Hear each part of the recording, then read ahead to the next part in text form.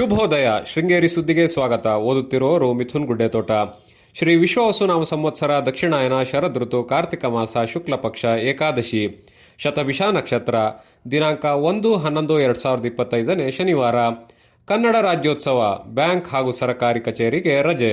ಮುಖ್ಯಾಂಶಗಳು: ಕುದುರೆಮುಖ ರಾಷ್ಟ್ರೀಯ ಉದ್ಯಾನ ವ್ಯಾಪ್ತಿಯಲ್ಲಿ ಕಾಡಾನೆ ದಾಳಿಗೆ 2 ಸಾವು, ಗ್ರಾಮಸ್ಥರಿಂದ ಪ್ರತಿಭಟನೆ.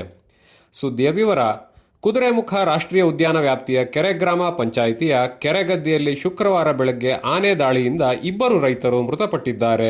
ಮೃತರನ್ನು ಕೆರೆಗದ್ದೆಯ ಉಮೇಶ್ ವಯಸ್ಸು 54 ಮತ್ತು ಹರೀಶ್ ಶೆಟ್ಟಿ ವಯಸ್ಸು 43 ಎಂದು ಗುರುತಿಸಲಾಗಿದೆ. ಹರೀಶ್ ಶೆಟ್ಟಿ ಅವರಿಗೆ ವೃದ್ಧ ತಾಯಿ ಜಲಜಮ್ಮ, ಪತ್ನಿ ಆಶಾ ಹಾಗೂ ಶ್ರೇಯಾ ಮತ್ತು ಶ್ರಾವ್ಯ 2 ಪುತ್ರಿಯರು ಇದ್ದಾರೆ. ಶ್ರಾವ್ಯ ಹೃದಯ ಸಂಬಂಧಿ ಕಾಯಿಲೆಯಿಂದ ಬಳಲುತ್ತಿದ್ದು ಚಿಕಿತ್ಸೆ ಕೊಡಲಾಗುತ್ತಿದೆ. ಉಮೇಶ್ ರವರಿಗೆ ಪತ್ನಿ ಉಷಾ ಹಾಗೂ ದೀಕ್ಷಿತ್ ಮತ್ತು ಧನುಷ್ 2 ಪುತ್ರರು ಇದ್ದಾರೆ. ಹರೀಶ್ ಶೆಟ್ಟಿ ಬೆಳಿಗ್ಗೆ ದನದ ಕೊಟ್ಟಿಗೆಗೆ ಹಾಕಲು ಮನೆಯ ಸಮೀಪದಿಂದ ಕಾಡಿನಿಂದ ಸೊಪ್ಪು ತರಲು ತೆರಳಿದ್ದು, ಸೊಪ್ಪು ಕಡಿದು ಹೊರೆ ಕಟ್ಟಿ ಮನೆ ಕಡೆ ಹೊರಟಿದ್ದಂತೆ ಏಕಾಏಕಿ ಒಂಟಿ ದಾಳಿ ನಡೆಸಿದ್ದು, ಇವರು ಸ್ಥಳದಲ್ಲಿ ಮೃತಪಟ್ಟಿದ್ದಾರೆ.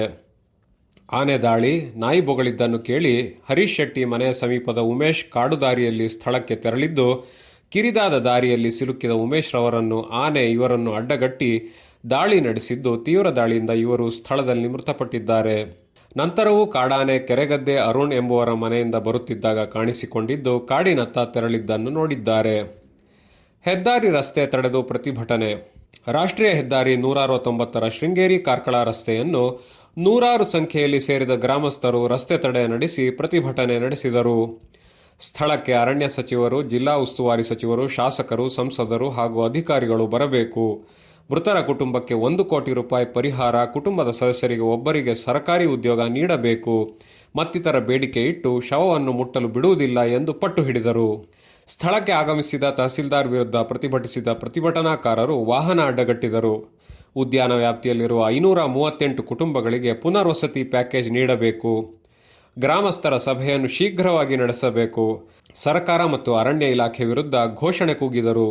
ಮಧ್ಯಾಹ್ನ ನಂತರ ಪ್ರತಿಭಟನಾಕಾರರ ಮನವೊಲಿಸಿದ ಅಧಿಕಾರಿಗಳು ಹಾಗೂ ಶಾಸಕರು ಹೆದ್ದಾರಿ ತಡೆಯನ್ನು ಹಿಂಪಡೆಯುವಲ್ಲಿ ಯಶಸ್ವಿಯಾದರು. ಸ್ಥಳದಲ್ಲಿ ಮೃತಪಟ್ಟ 2 ರೈತರ ಶವದ ಮರಣೋತ್ತರ ಪರೀಕ್ಷೆ ನಡೆಸಲಾಗಿದೆ.